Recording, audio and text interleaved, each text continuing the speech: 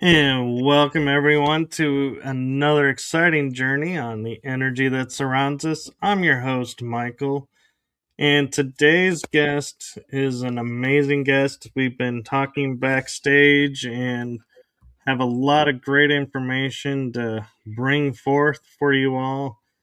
And so I am so honored and blessed to have her on the show as a guest.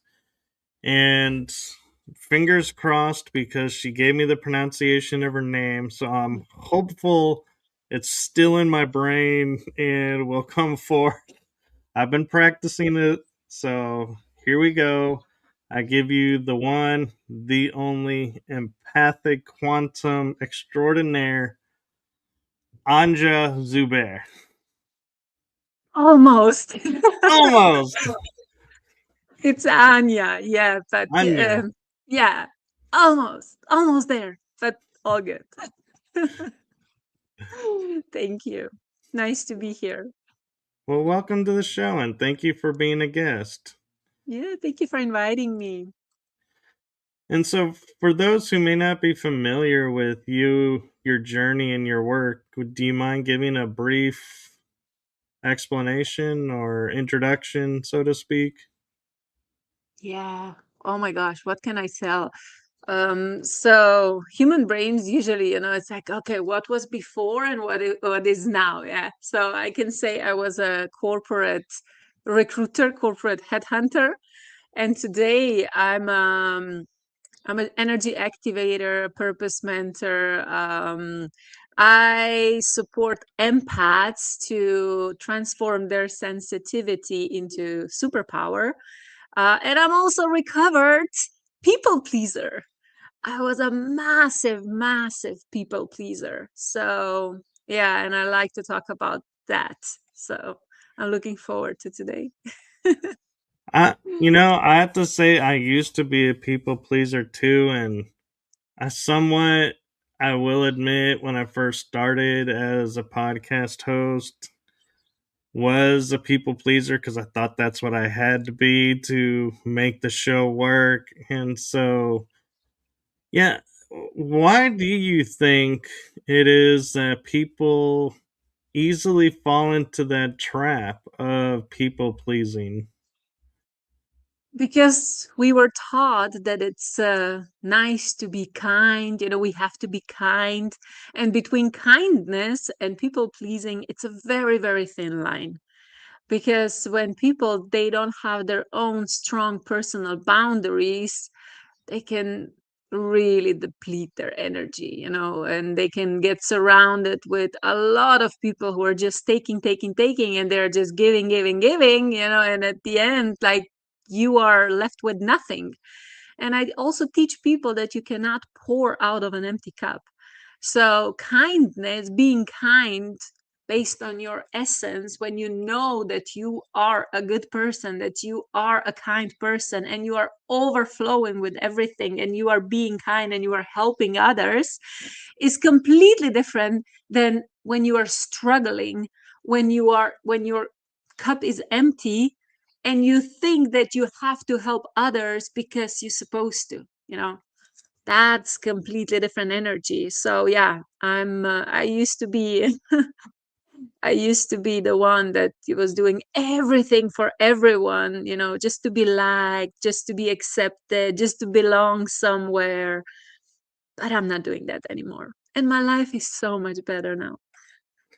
Well, good. And for people who may not be aware that they are in the people pleasing mode, what do you feel like are some signs that if you notice these patterns, yeah, you're in the people pleasing program and Yeah. you need to get out? Well, recently I wrote this article about 5 shadows of empaths. Because empaths and highly sensitive people, like, we really feel a lot. And sometimes we feel things that they are not ours, but we just, we take as they are ours. So, um, 5 shadows of empaths. Yeah. First is definitely escaping into fantasy world. When something is yeah, when something is not wrong, but when something is hard in our life, and we are on the spiritual path, and we see things, we feel things, and we start escaping in different realities, in different dimensions. And then the second one is yeah, lack of boundaries. Then the third one is really this people pleasing. People pleasing, that means that you are practically, that you are putting everyone else before you. Yeah, like you, I'm not gonna go into this conclusion that, oh my god, you don't love yourself. It's not, I mean, it is, in essence it is, because if you don't love yourself, you cannot love anyone else. Yeah, that is the fact. You cannot love anyone else because you don't have the capacity to love anyone else if you do not love yourself. So people pleasing is just saying yes, yes, yes, yes, yes, yes, yes, because you think you have to say yes, or like because you want that people like you, that people accept you, that people say, hey, you belong here. you know um so people pleasing is a very, very sneaky thing, because like I said, between kindness and people pleasing, it's a very, very thin line. So when people do that, they usually start doing that in relationships. They say yes, even though like their body is saying no. Like you feel that you don't want to do something, but you say yes because like you don't want to be, you don't want that people say, oh, he's so mean, or rude, or yeah, yeah, you don't want to offend anyone, or you don't want that people think something bad about you. So that's why you're saying yes. And on the other hand, in working environments, you are saying yes, yes, yes. You are, accepting projects, or you are just, staying quiet when people are putting down, or like when, they are talking shit or whatever. So all this is people pleasing, and all this is destroying our soul. And I'm here to, yeah, to raise awareness about that, because I used to be like that. And it nearly destroyed me, but it didn't, because I'm still here. No, and I'm glad it is. And I'm noticing, is that a Merkaba behind you? It is. Yeah, it Okay, is. And this one is my own. So that one I didn't paint. This one I bought, but this one I painted. very cool. It's almost like this flower of life mixed with a bunch of other symbols within it. Yeah, I also channel light language in various different ways, forms. So that was kind of one of the episodes that came through. Very cool. And I'm kind of curious because you talked about in your topics, one of them that kind of jumped out at me because it's something that we talk about, but not in this way. And so, what I'm talking about is radical self love. Hmm. I've always heard people talk about self love, and yes, this is how you have to heal this and, find your inner self love and bring that about. But I've also heard of like radical forgiveness, but I've never heard the term radical self love. Yeah, this term came through very recently. I mean, I've been on this journey, self-discovering and how can I say, self-fulfillment journey for quite a while now.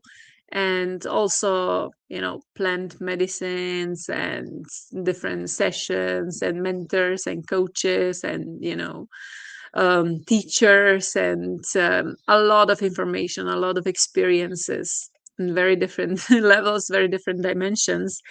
But when we really get back to the fact that, hey, we are fractal of God, you know, we are consciousness experiencing itself. and we are perfect just the way we are. Just the way we are. There's absolutely nothing wrong with us. Nothing. Because everything that we think it's wrong with us, we've been told. Somebody told us, yeah. They like we've been taught, like, hey, your, I don't know, root chakra is blocked, or hey, you don't have abundance because of that, you don't have partner because of that, you don't have this because of that. And then at some point, it's just like, fuck off. It's okay whatever you're saying, but it's like I don't have to accept it. So this is like radical self-love, that you really put yourself in the center of your own universe, and you say, I'm perfect. I'm absolutely perfect just the way you are. I mean, I am. And my work here is really to experience life. I don't know what's going to happen because I don't have the script. Like, I don't know the script, by, like, how do you say it? Like, I didn't remember all the script. Like, I don't know what's going to happen tomorrow. So I have everything what life throws at me, like to me, as a gift. I don't know, but I just take it as an experience. I mean, I'm learning now to really take it as an experience. So, yeah, the bottom line is there's nothing wrong with me. There's nothing wrong with you. Each and everyone who is now on planet Earth. And we are in this together, and, it's playing one role. Like, we are pieces of the puzzles for each other and for collective or whatever. um and we are perfect, we are just perfect, but we are figuring out, we are figuring out our roles, and all the dynamics and all the information, and like energies, like everything we are figuring out, we are remembering, but there's nothing wrong with us. Yeah, and it's interesting you bring that up because I was just thinking in my mind, and seeing how, the world we used to be in is not the world we're in today.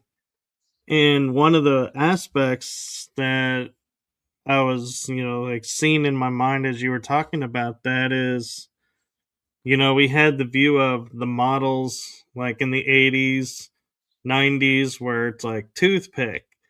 They have to look this way. Now you get models and they're like any size, any shape are models now. And it's like, oh, we've broken that mold. And I'm like, wow, I wonder how many people realize that that mold is was something else and was putting people in harm's way because they were told you have to stay this and you have to be this, and now the world is nope, now you can do whatever, and this is the new human look apparently. And so it's going along with what you're saying about loving the self is we don't have that 80s version of we have to starve ourselves to fit the mold to be what everybody is like,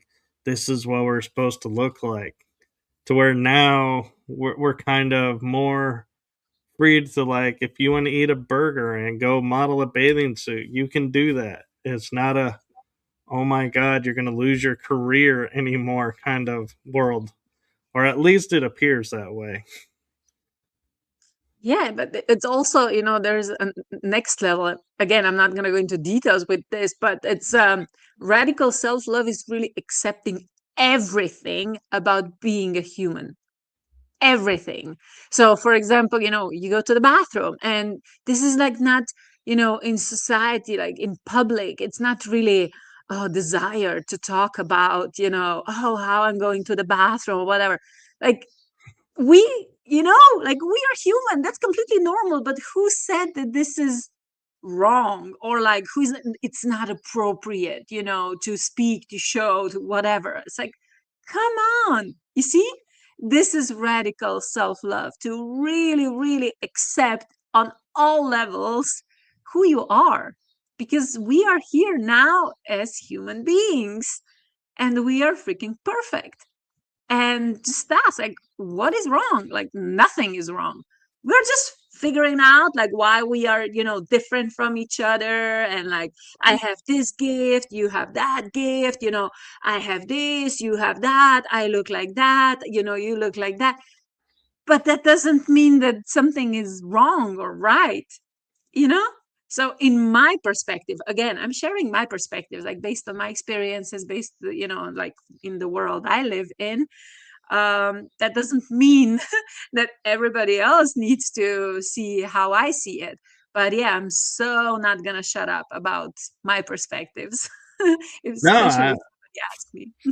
yeah, I am interested in your perspectives, and I'm kind of wondering when you were, going along your path and on your journey, what, how did the unfolding of where you are today start, and what was the impact, on you? Was it like, oh my gosh, traumatic, or was it like just woke up and was like, hey, I have a new way of thinking.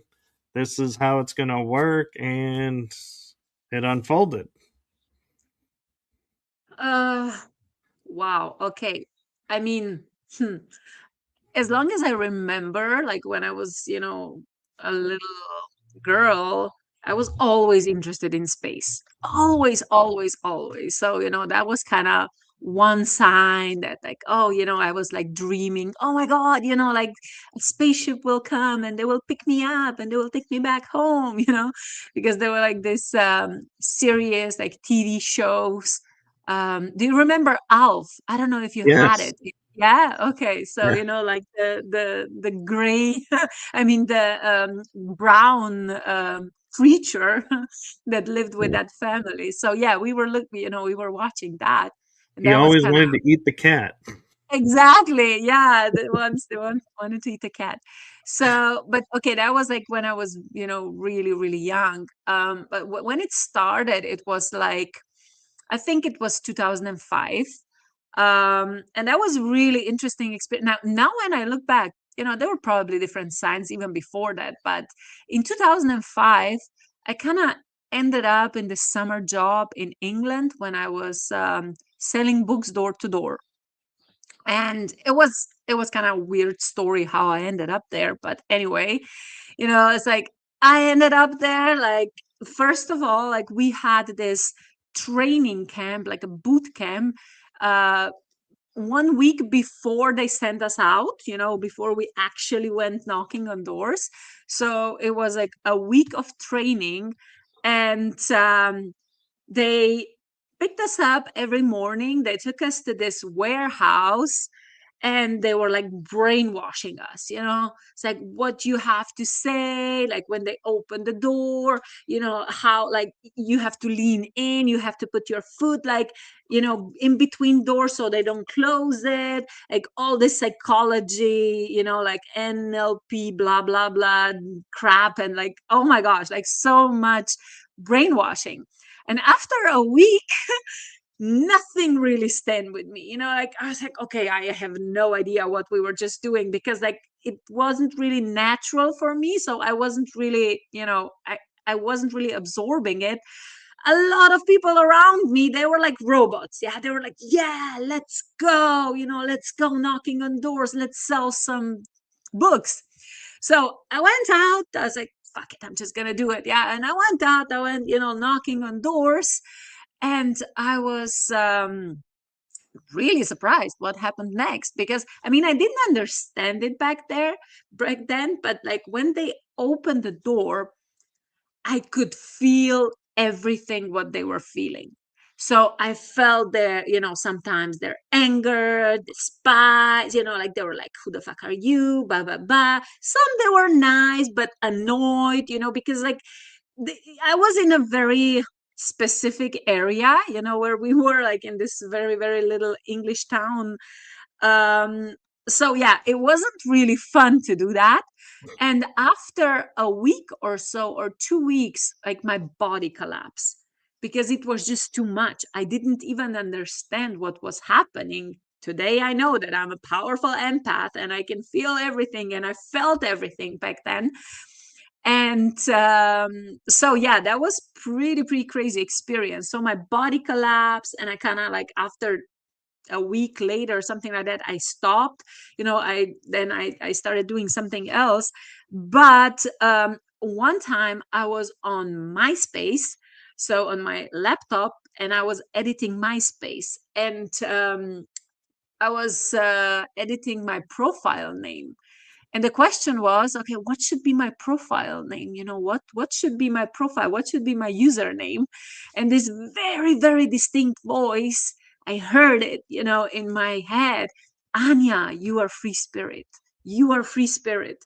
I was like, what does that even mean? I have no idea. But I started using it. And you see, yeah, I'm still using it. But yeah, that kind of opened up a lot of stuff, because like I wasn't really aware what was actually happening, but I was like, I became more and more rebellious. Like I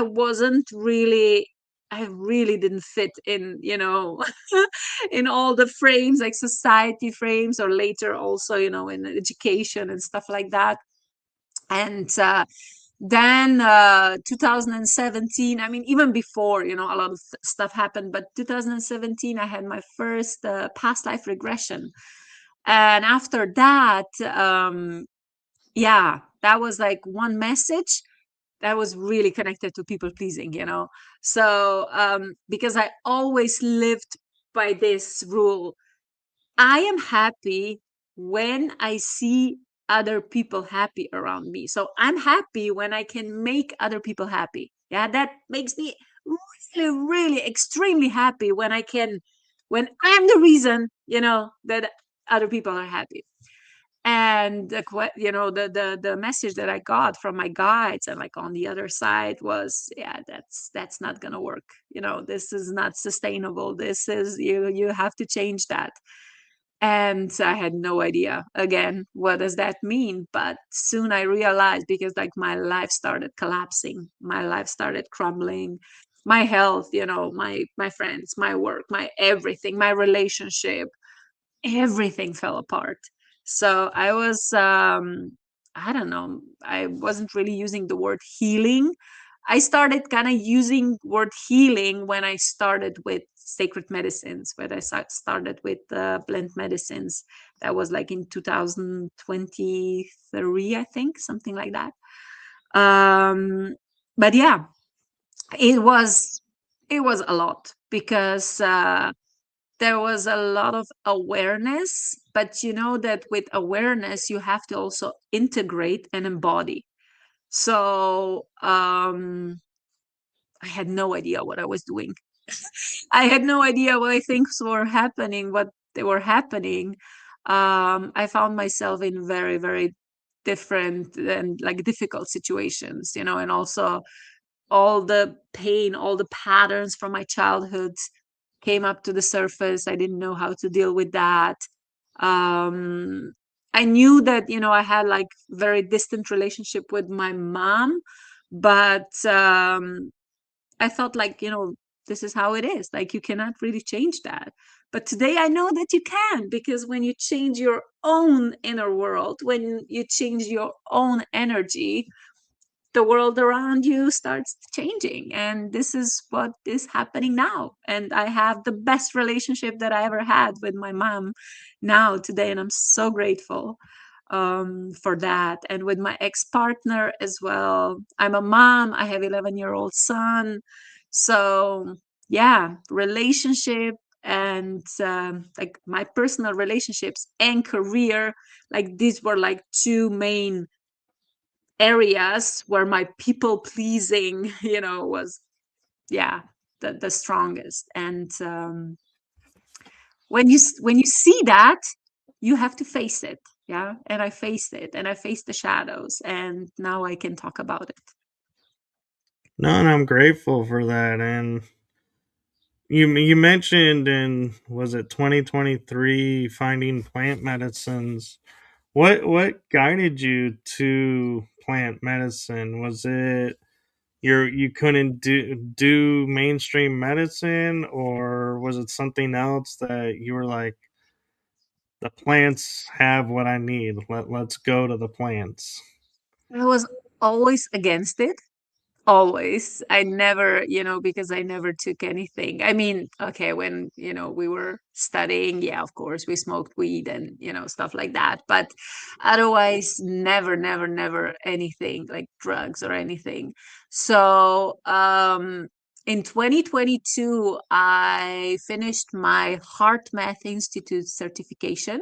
So I became a certified trainer for a Heart Math Institute for activating the heart of teams. And I learned a lot, in a very like scientific way, the power of our heart.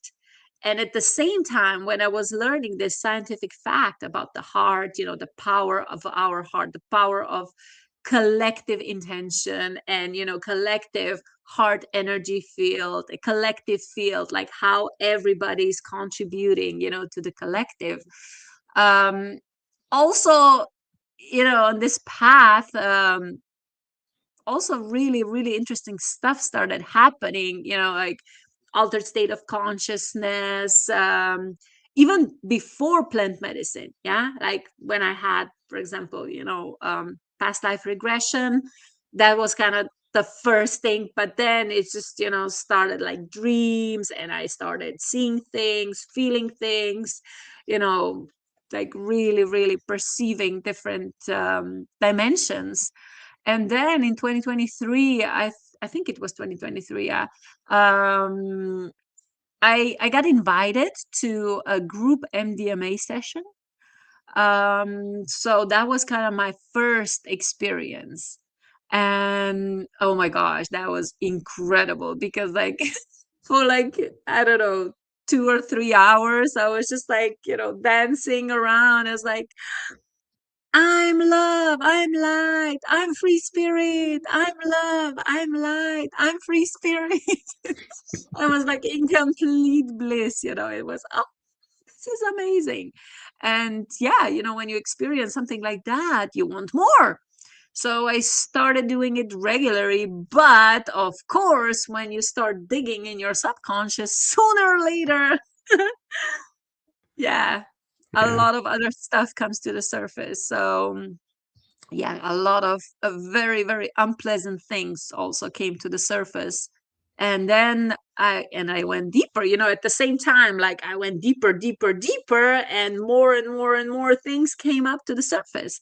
And it was MDMA, and then psilocybin, and then it was one time ayahuasca, and then one time San Pedro, and in the end it was bufo. Yeah, bufo. So it was pretty intense, but I don't regret anything. Not that regret, but what I learned from all this, it's all about integration. It's all about integration. Like whatever you see on these journeys, like you see it for a reason. And this is like, you have to do something about it. Like when you face certain situation in your life, like, in your physical life, yeah, like you can use the awareness that you got on these journeys. Sometimes like they make no sense. And I didn't understand. I didn't get everything, like what I was going through. But yeah, I kind of learned how to really observe myself, like how do I feel in certain situation, and really start regulating my nervous system, connecting to my heart, really being aware of my role in a collective field, and what I want. Yeah, like that was the main question, like, Anya, what do you want? Like, what do you really want? And this is a question that a lot of people, they ask themselves, but they don't know the answer. So Very true. And I'm curious of all the plant type experiences that you were listing, like ayahuasca, San Pedro. Which one surprised you the most? what happened with it, and which Mhm. one kind of do you feel like had the biggest impact on you, the Oh my gosh. experience?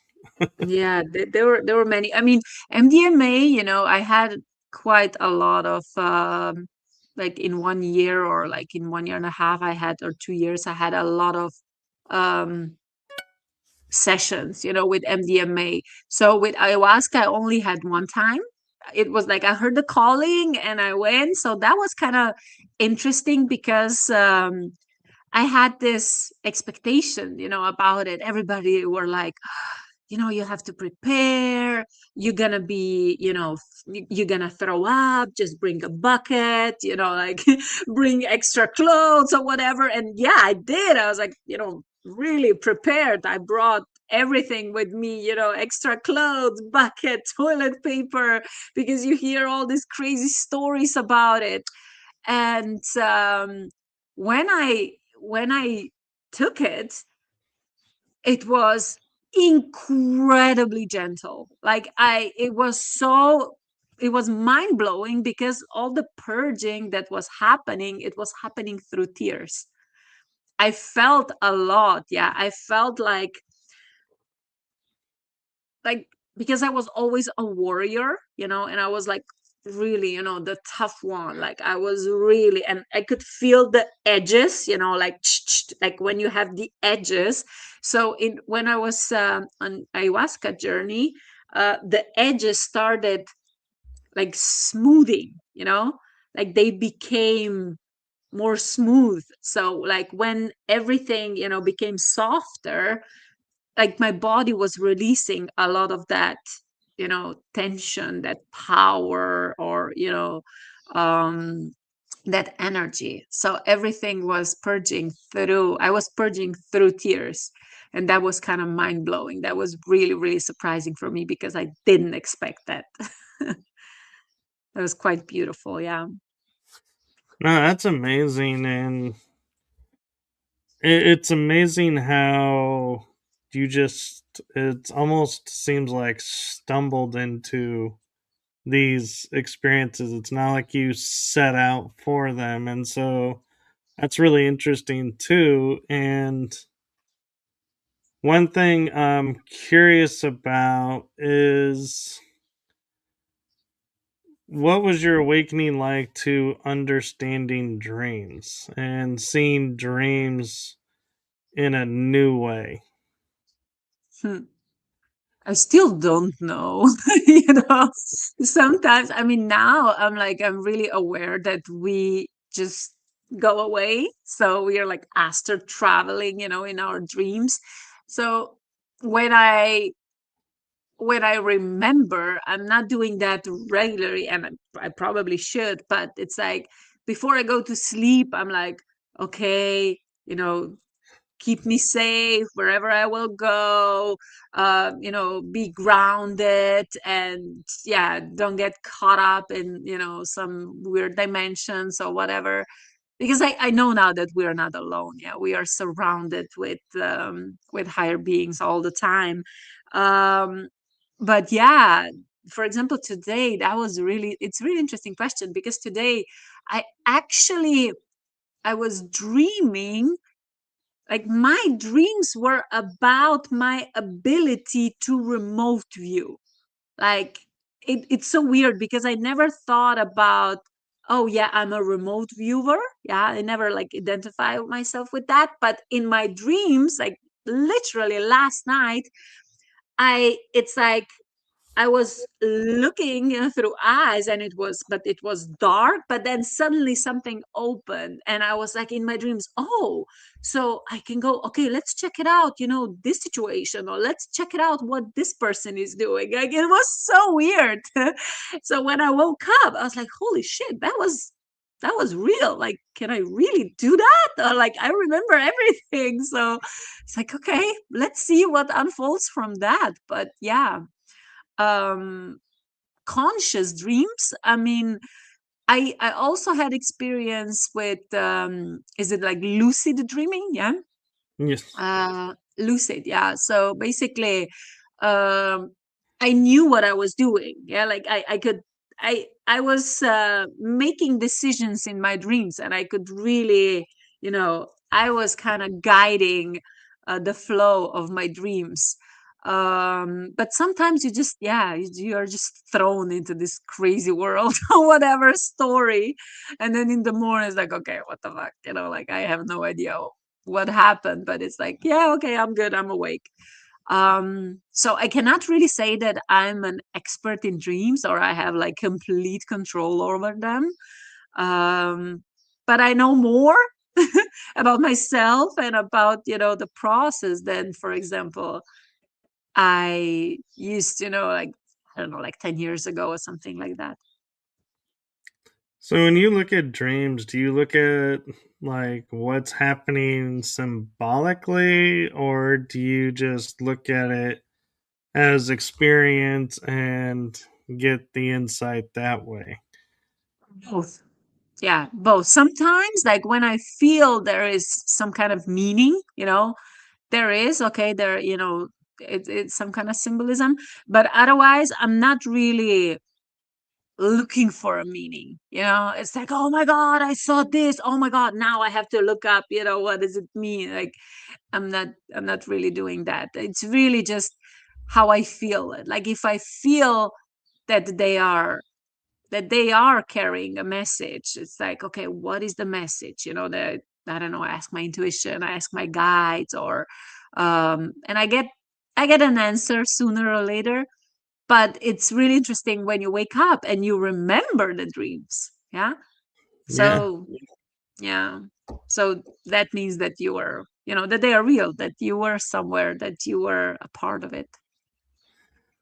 And I'm curious, what advice do you have for people around dreams that they either are the mindset, oh, because I had this dream, there's meaning and there's symbolism in there, so I gotta go look it up. Like seeing a wolf with a dragon. Oh, what does the wolf mean? What does the dragon mean? What is the symbology of them together? Versus just being present and it's an experience. You know, Yeah. how I people think will take everything to one extreme or the other.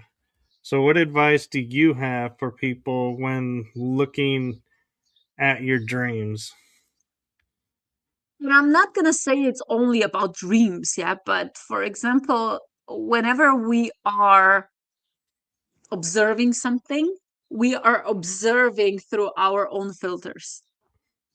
And I usually let's see this example: a bee, yeah, the animal, the bee, yeah, flying from flower to flower. And for one person, a bee is like, oh my God, so cute, amazing, spiritual animal. Oh my God, incredible, incredible. Yeah. So it's like really this positive connotation, positive perspective.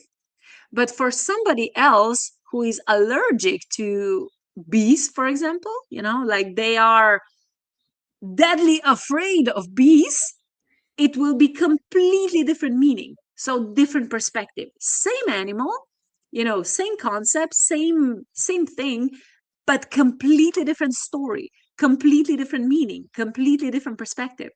So we cannot really, you see, there are different levels, there are different perspectives always. So whenever we are observing something, just ask us ourselves, like, what does that mean for us? What does that mean, for me in this very moment? And the mind is like champion in creating stories, and sometimes these stories are not true stories, because whatever mind creates, it doesn't necessarily come from, I mean, it's not aligned with our heart, what our heart really wants to say. So yeah, like this awareness that whatever we are assuming, or whatever, what kind of conclusions we are doing, we are making, it's through our own filters. So just be as objective as possible and just take it as an experience. And if there is a message, it will definitely show up also in other forms, in other ways. We will not miss out anything. And I'm kind of curious. There's a lot of talk now, shadow work being like brought up a lot. And I feel like I'm starting to wonder when, you have a dream that it's like so profound. You are like, okay, like you're saying, you remember every detail, this and that. And I can't help wonder if that's the subconscious trying to get the conscious mind to go, hey, we need to look at this shadow work over here. We've been putting it off and we really need to look at it. He's not listening or she's not listening. And they go, dream. Let's put it in a dream.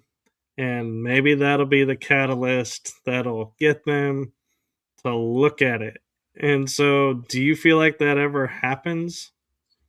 Yeah, absolutely, it happens. But like I said, I never stress out about what it means. So it's like whatever happens, it's like shit, like now I'm on this mission to, explain what does it mean, or to get the answers. Because like if there's a message, it's going to show up in different ways. If our subconscious wants to communicate with us, and it is communicating with us, it's not only in one way, but there are different signals. Yeah, and sooner or later we will get it.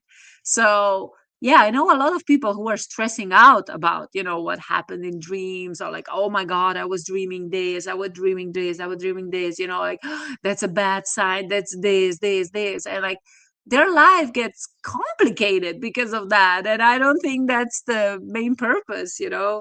We should really make our life easier, not more complicated and just like stressing out about things that don't really matter.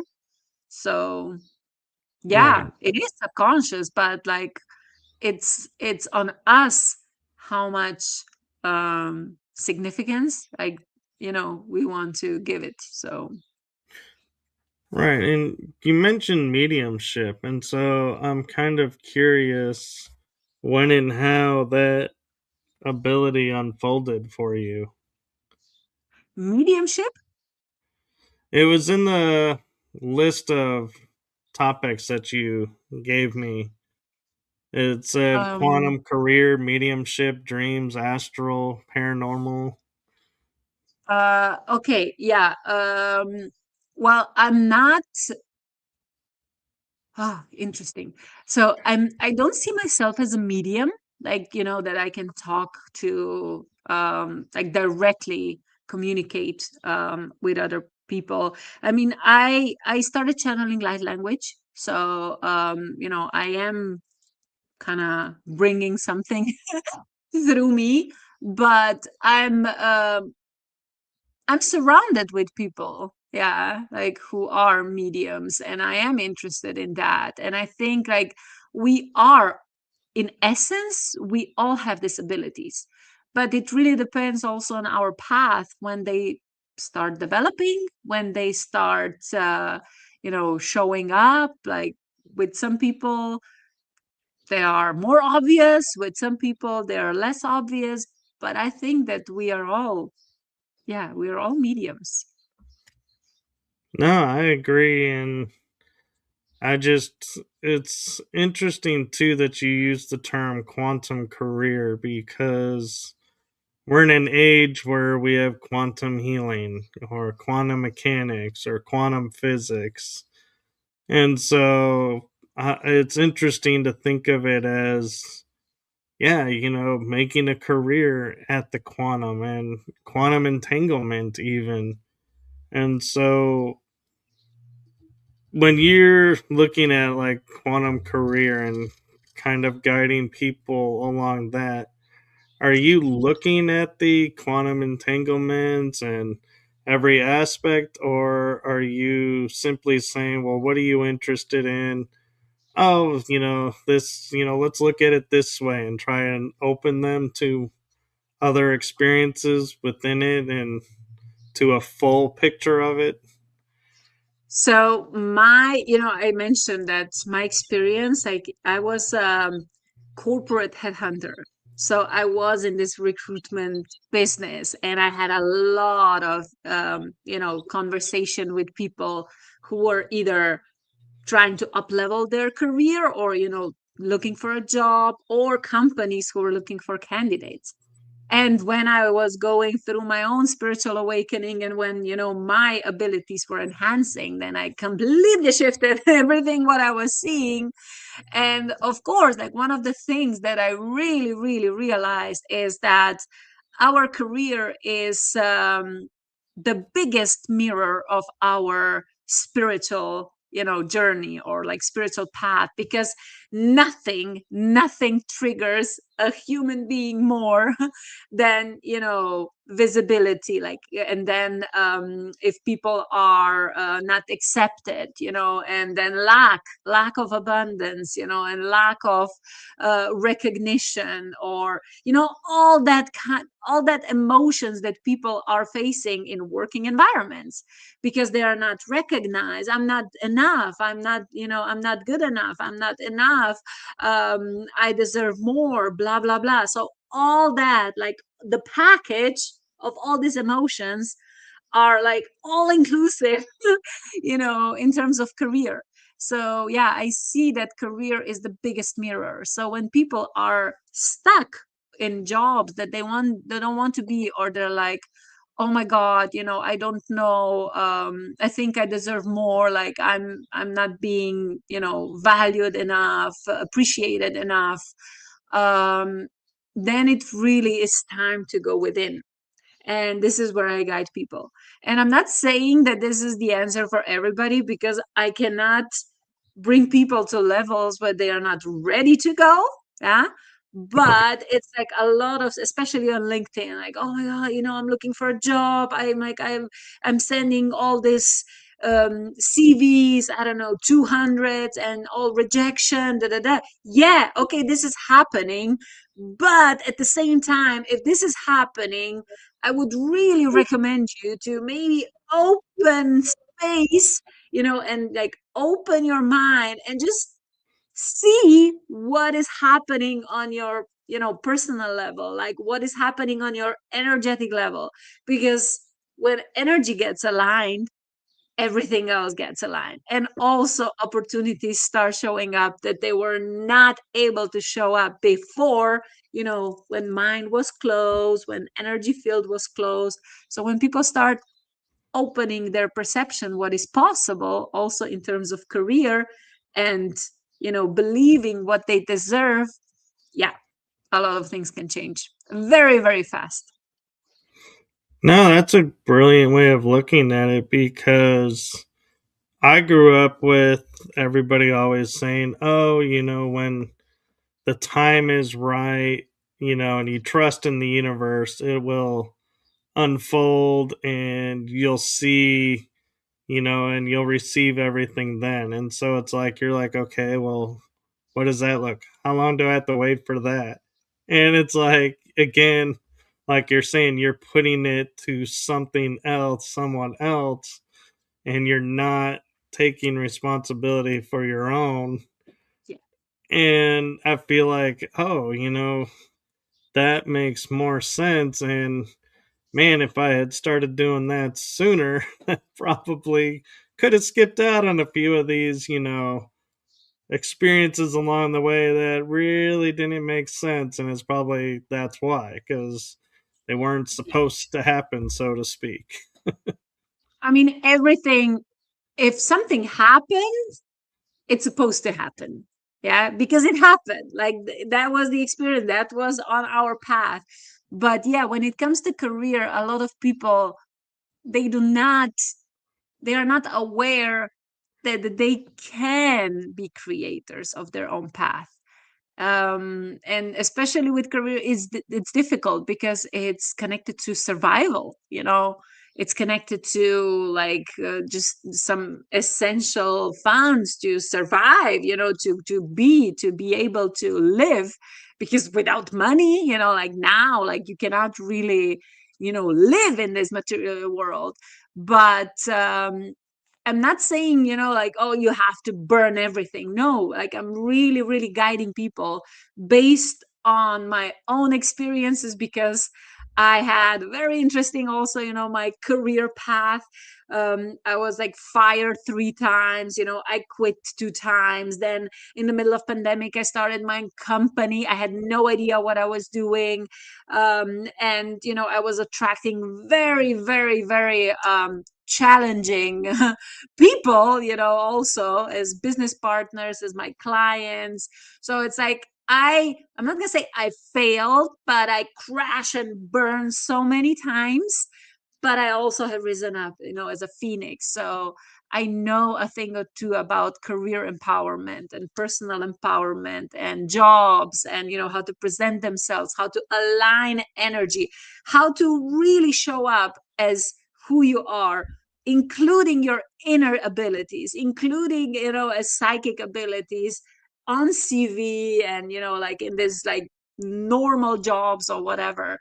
Because like when you're hiding yourself, like now the energy, the collective energy, the frequency that we are in, it's not letting that we hide ourselves anymore.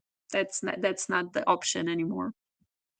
Right, and this leads me into we kind of been talking around and somewhat about, but you talk about one of the topics was how to live as a human on earth with high self-awareness and deal with everyday challenges. And I think that's something that a lot of people struggle with because we look at the world and we're looking through the eyes of, okay, I just finished this challenge. Wow, way to go. Oh wait, now there's a new challenge. And this challenge seems bigger than this one. Oh, and it's like it seems like we kind of like drain ourselves because we're like, oh, another challenge. Oh, another one. I haven't even finished this one, and now there's this one. And it's we put ourselves constantly in this mindset of it's like we're almost in a trap of never gonna get out of these challenges, so to speak, in everyday life. And so, yeah, how do we rise above and like not get so overwhelmed by the everyday life challenges that arise? Um, Here I can mention my experience with Bufo, yeah, with sacred medicine Bufo. So when that was in November last year, um, it was crazy. That was really, really profound, because it you smoke it, yeah. Like I took like 2 or 3, I think like 2 or 3 hits. So it's like, and instantly in like 10 seconds or 20 seconds, like you're out. So I was like laying on the floor and I started dissolving. And first thing was like my body went into full panic mode. And even though like I had a lot of experiences before, like I wasn't ready for this one. I really wasn't ready for this one, because like you literally start dissolving first, like your identity, your body, like nothing, like you are nothing.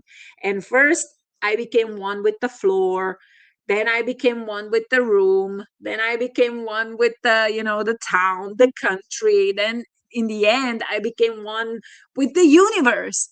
And you have this awareness that you are everything, but you are also nothing. Like there is no Anya, there is no me, there is no nothing, my body, nothing. So when I was this awareness, I was this consciousness, pure consciousness, just floating, up in the air, this very, very, very, very strong knowing, or like, awareness came through me. And it was, I'm bored. I don't want to be here. This is boring. I'm not gonna float up here, like it's nothing. This is boring. I want to go back to planet Earth. I know, because I chose to be there. I want to experience everything. And it was like, I want to experience, I love walking barefoot on the grass. I love playing with my son. I love hugging, especially like touching, hugging. I love, eating food. I love tasting. I love emotions, like feeling all the emotions. I love incredible nature.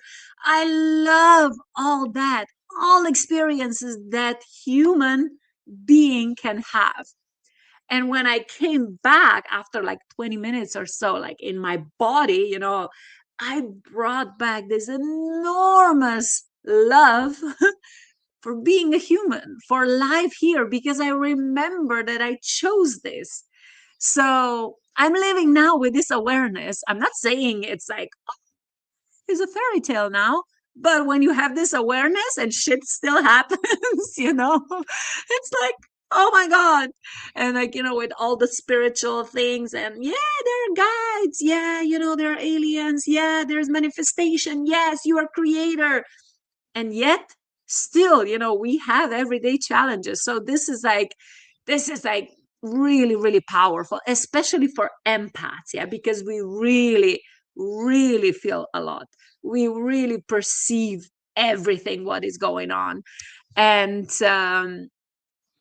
being in this position, like in this higher higher states of consciousness, or whatever, how you call it, in his material world, very dense energy, where it seems that you have absolutely no control over what is happening, because you see, that it can be better, it can be different, it can be lighter, but it's not. And it's like, why it's not? What can I do? Blah blah blah. So now I just take it as an experience. And for example, one of my friends, Stephen Young, oh my God, he's amazing. That Dr. Stephen Young. So he's an expert also in this hermetic principles of universe and stuff like that.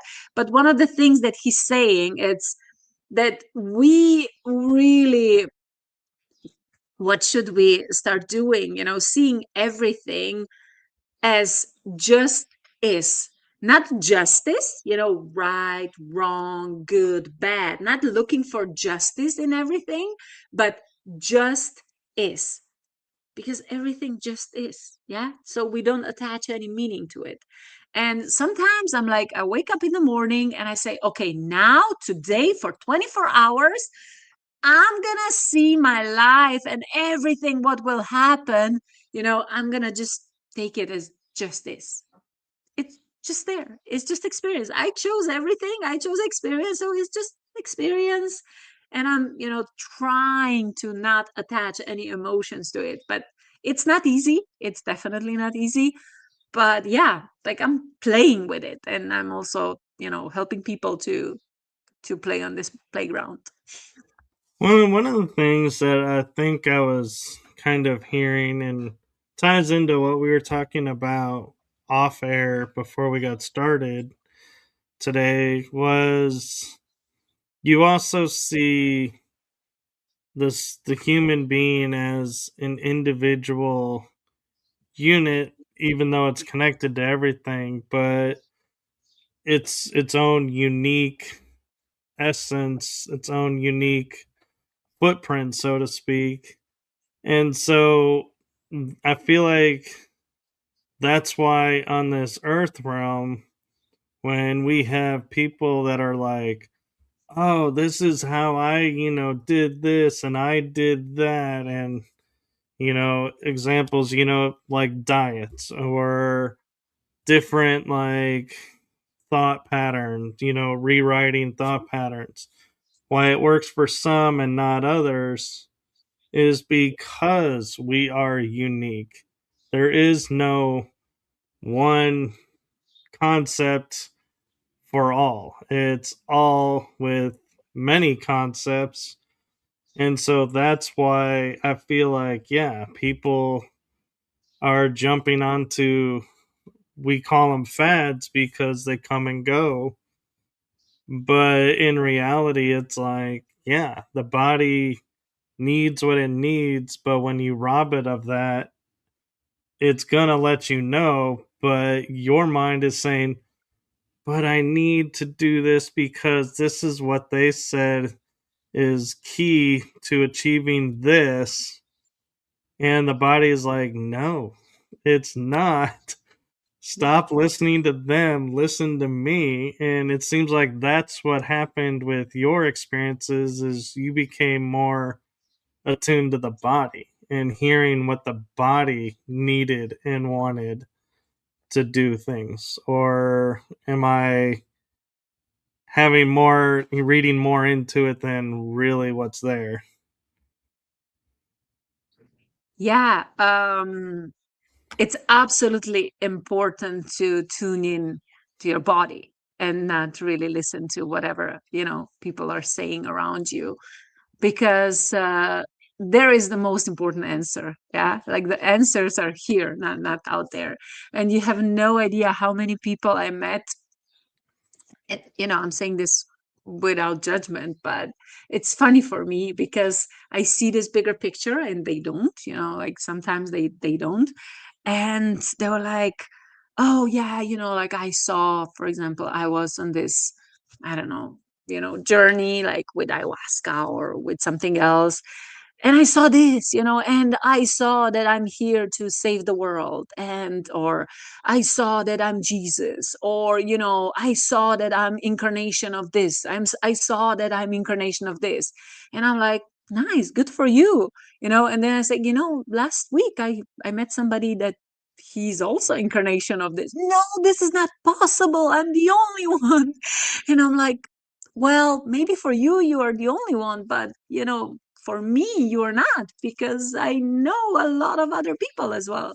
So that's kind of interesting for me. Like I said, no judgment, but it gives me different perspective, So it's like it's like whatever you created, whether that's a method or channeled or whatever, like, or technique or whatever, like, yes, it's special, it's amazing, but it's not the best one in the world. And it's not, like, it's not better than anything else. So I'm always staying like somewhere in between, I'm always staying somewhere, yeah, like keeping this balance between everything. When I have a lot of people around me, it's like, what, like, let me just, give my perspective, and then you decide what do you want to see. But I'm just saying, this is the bigger picture. And then, if you want to see only your picture, it's okay, no problem, no judgment. But this is my perspective, so you can take it or leave it. um so yeah, this is kind of, this is interesting phenomenon that I see in this spiritual, world or realm, that we are, that people are, they are special, of course they are, we are unique, but that doesn't mean that anyone is better than the other. Right. And it's kind of leading me to a question I'm not sure if you can answer from your experiences or would be comfortable answering, but when people talk about being in tune with their conscious self and their subconscious self and all the nuances therein, how do we tell when they have left consciousness and have entered ego and that their ego is taking over and they're no longer the conscious awareness, it's more of an ego awareness that's being fed? Yeah, I mean, the best thing is that they become aware. Yeah, so like they know the difference. I mean, in the end, everything is the same. Everything is the same. It's just a coin, but like two different sides of the coin. But I always ask them, like, okay, what is your heart saying and what is your mind saying? Yeah. So if you, for example, if you ask your mind, or if I just ask you now, what is your desire? Like, what do you want? What do you want? Your mind will give you answers, like 1,000 answers. Yeah. Like if I ask you, like, what do you want, Right. Michael? Yeah. What is your goal? What do you want? Yeah, that is one question. You don't have to answer it by now. But for example, and I have like an exercise that I can take you through your heart and connect you to your heart intelligence. And when I ask the same question, your heart, it will give you a completely different answer. So you see, this is kind of one way to show them so they experience like how they are feeling when they're answering the question, you know, based on what the mind is saying, and when they're answering question based on what their heart is saying. Because heart, that's always your soul. Yeah, that's like your, you know, subconscious or whatever. But um I try not to judge even when I speak to people. It's not always their ego or whatever, but it's just the level of awareness, you know, because like if they don't have information and experiences that I have, they have absolutely no idea. They cannot have the same perspective as I have, but they have different one because I wasn't living their experiences. You know, they have different filters. I have different filters. We all have filters. So yeah.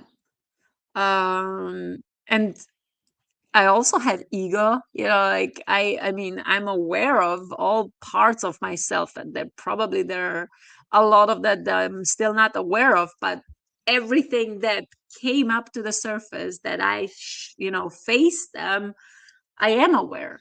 And, you know, I'm talking a lot with my inner child. Yeah, also, you know, things that show up and I'm like, oh, what the fuck, you know, I thought that this is gone already, but no, it's still here. It's okay. So I think like the most important thing is that we embrace it, that we do not judge it or you know, say this is bad, this is wrong, this is not how it should be. But just accept it, because like when we accept it, they lose power over us.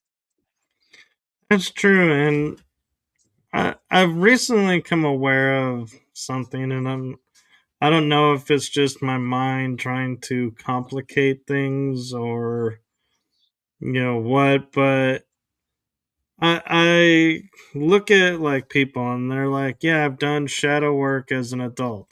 I've done inner child work. And I'm like, okay.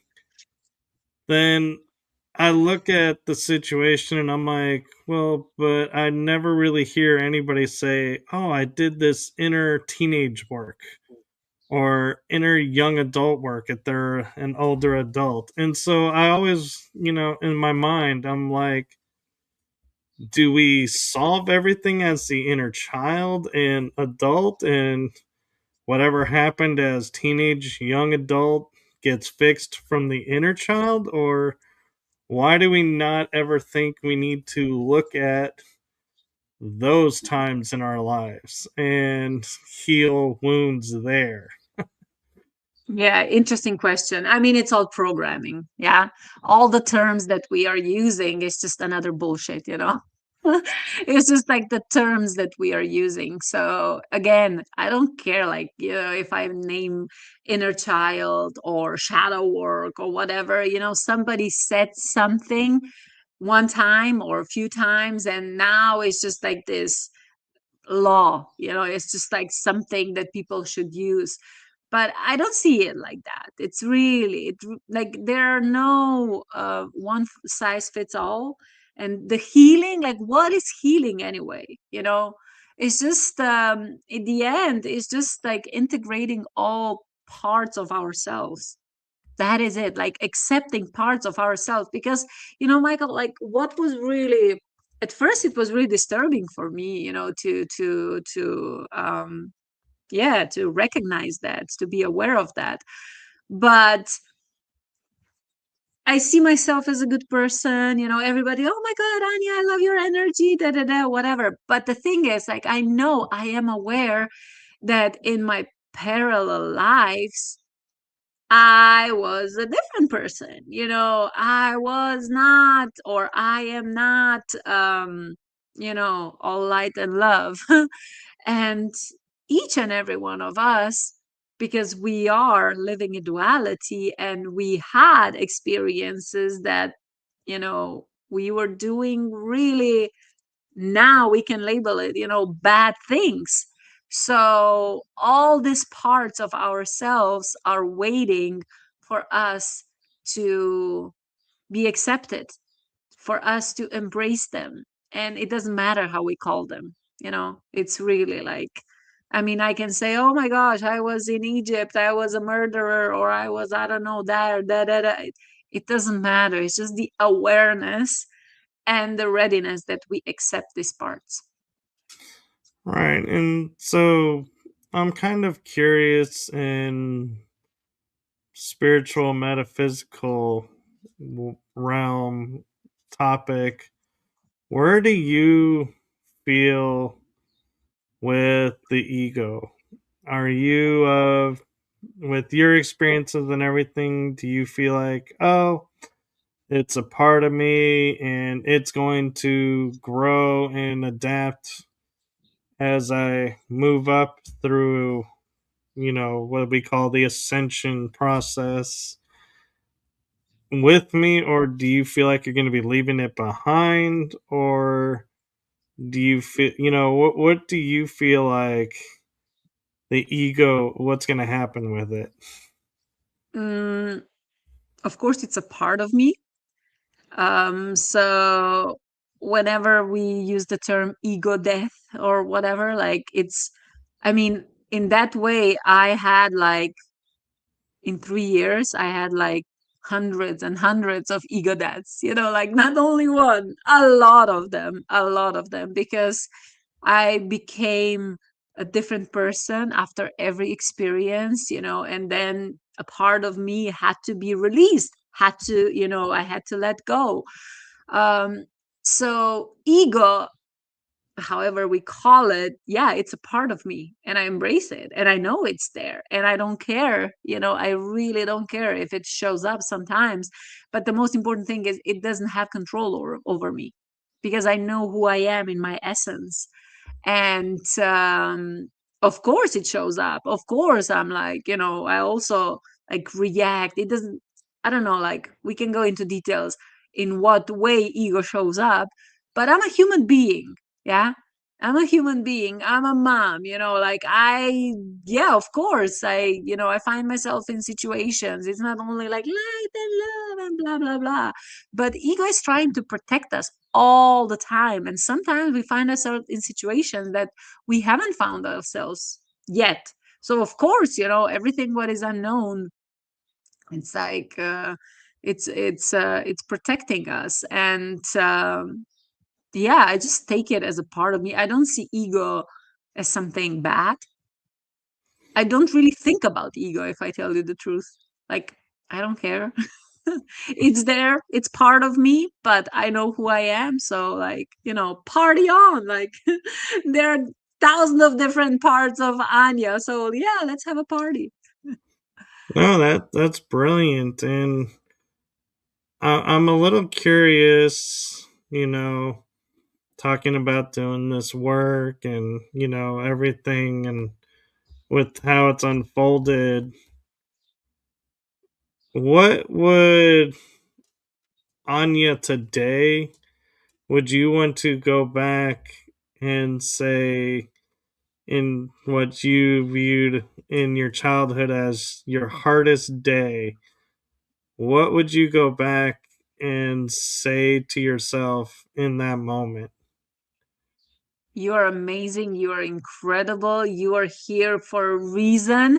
Just do not stress out and love yourself. And everything's gonna be okay. Everything's gonna be okay. but this, that I'm really amazing, unique, fantastic. I'm here for a reason. The world is really, really a better place because I exist, because each and every one of us exist. And I'm never alone. I'm never alone. I would say you are never alone. You're always, always surrounded with love. So yeah, because I always felt alone and I always felt excluded, and I never fit in. But this is our superpower, and especially when it comes to sensitivity. So it's like, um I was always too sensitive. I was always too much. But it's like, no, you're not too much. You're exactly the way you have to be, like, to be perfect. So the world needs me this way. Very true, and I love that. And we talked about, you said, aliens existing and everything. I'm kind of curious with all your experiences if you've come across the term like starseed or hybrid, and what your thoughts around that is. Like, do you feel like you are, or do you feel like you don't know, you don't have enough to answer that? Well, again, starseed is just a term. Yeah, like, we created this term and, like, we gave it a meaning. But okay, let's use the word starseed. Yes, and because I know, because I saw myself on different planet. I know that I'm not from here. I literally saw a spaceship, also in my, in my altered states of consciousness, journeys.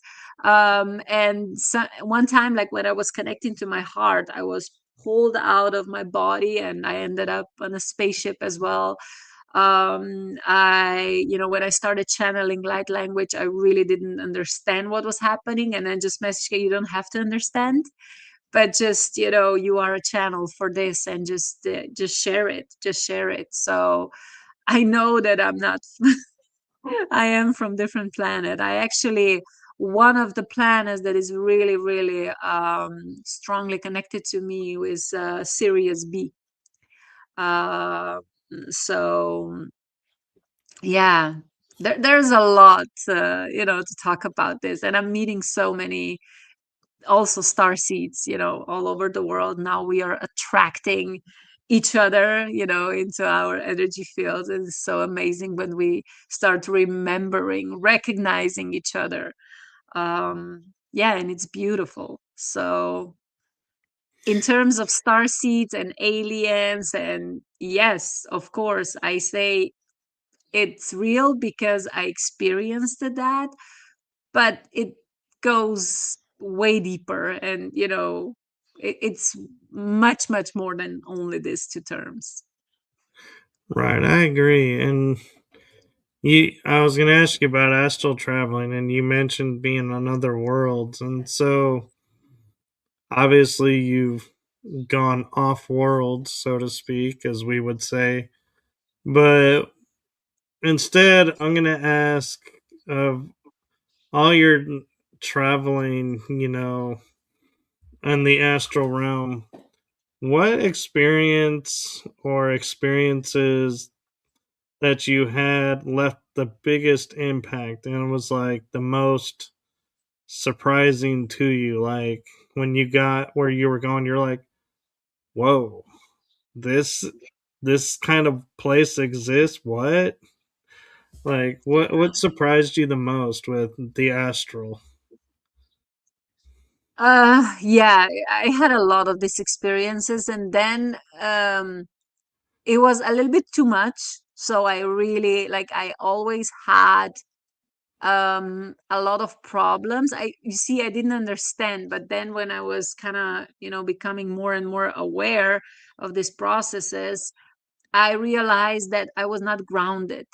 I was, like, all the time, my crown chakra was, like, wide open, and, like, I was always connected, to galactic energies and stuff. But I had a lot of problems with grounding. And now in last 2 years, it's really about grounding and embodiment for me. So now I'm like, really, like I know, and it's such a different experience.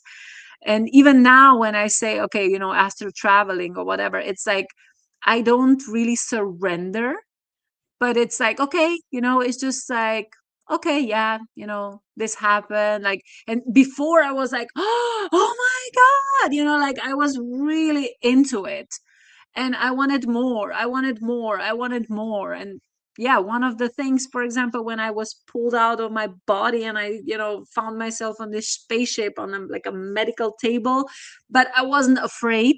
Like I didn't see the beings. I know that there were beings like next to me. I didn't see them.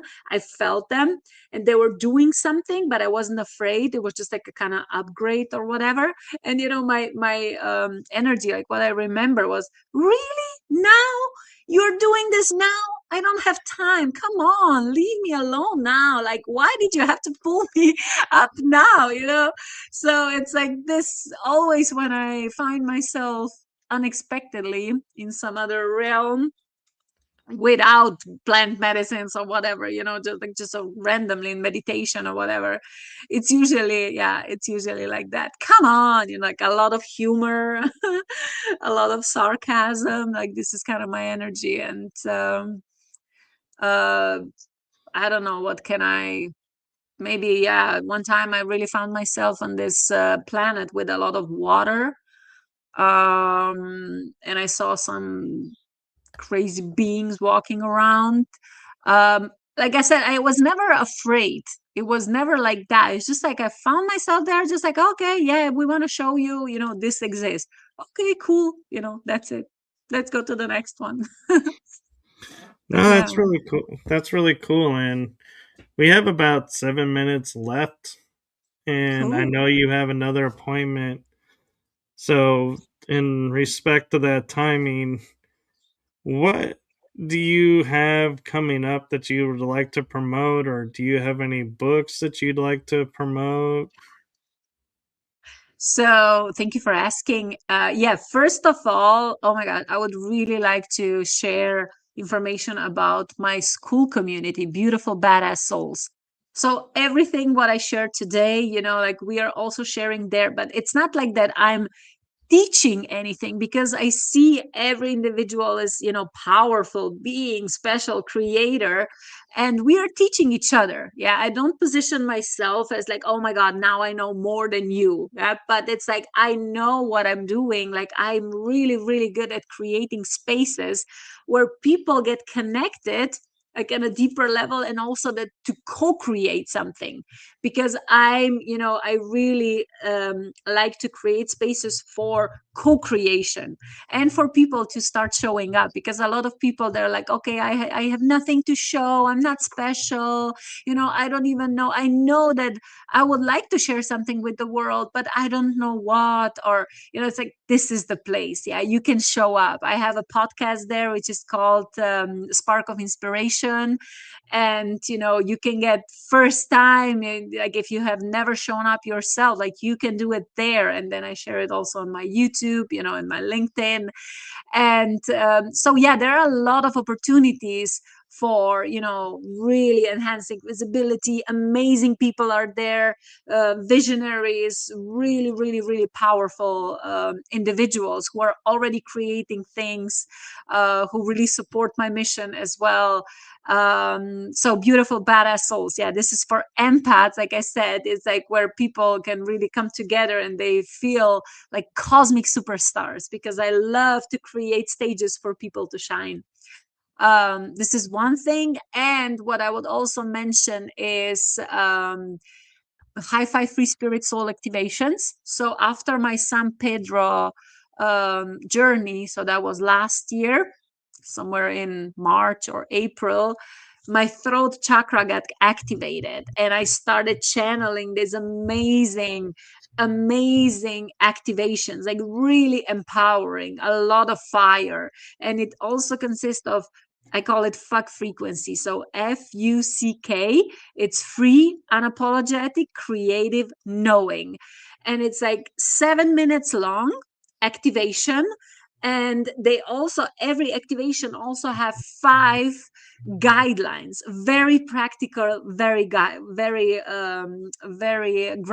guidelines that you can use every single day, at every moment. And these are not meditations. They are not meditations. So like people, they shouldn't listen to them before they go to sleep, but they activate like whenever they are going through something, because this is also the reflection of my path. And when I started recording them, it was like I ended up in 48. So I created this library of 48 activation on different topics: visibility, also people pleasing, also I don't know, like relationship with mom, parents, whatever, then lack, abundance, like all that, all that stuff. It's actually 48 activations, really, really powerful, that I'm also using myself. I'm getting high on my own supply, and a lot of people who are using it, they are really, really, reporting that it's amazing, it's changing, that like something activated in them, whether that's extra abilities or ideas or just courage in general. So yeah, you can also check it out. It's I think I sent you the link, and it's one is for free. So number 33, it's I think like believe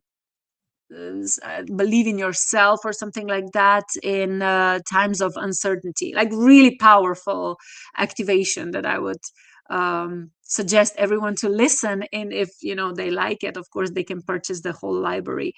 And then I also have 2 free like mini audio master classes. So living out loud, permission to be too much, and rejection resilience.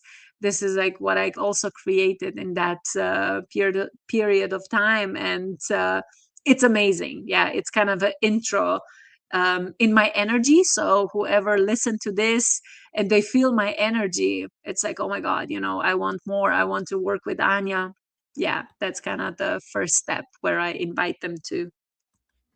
So No, that's very cool. And I just went and grabbed your website so I can yeah, scroll it along the bottom of perfect. the Thank you. screen.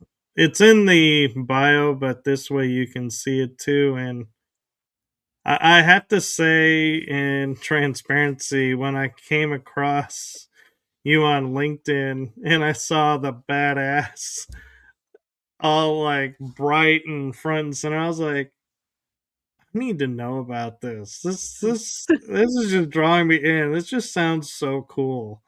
And so yeah, so I love the beautiful badass souls the title, because it's like it's so perfect. It's so It is. beautiful. And I want to say thank you for your time, and thank you so much for being a guest on this show. And I Thank you want for to leave. having me. I hope that you also got something out of it, because it was, I really enjoyed it. Thank you. Oh, I did. And what I want to leave you with is a message of from my heart and the heart of my shows to you. Thank you for what you're doing for humanity. Thank you for being your authentic, true self. And thank you for bringing you to this world. Thank you. Beautiful, badass soul, Michael. Amazing, amazing. Yeah. Keep on shining. Thank you. Yes, you too. And do follow along with Anya and follow along with me, because you never know when she'll be popping back on. And hopefully, we'll have her on as a guest again and continue this conversation. And until then, we are going to say good afternoon to everyone. Have a wonderful day, and we'll see you on the next episode. Bye bye, everyone. Thank you. Bye.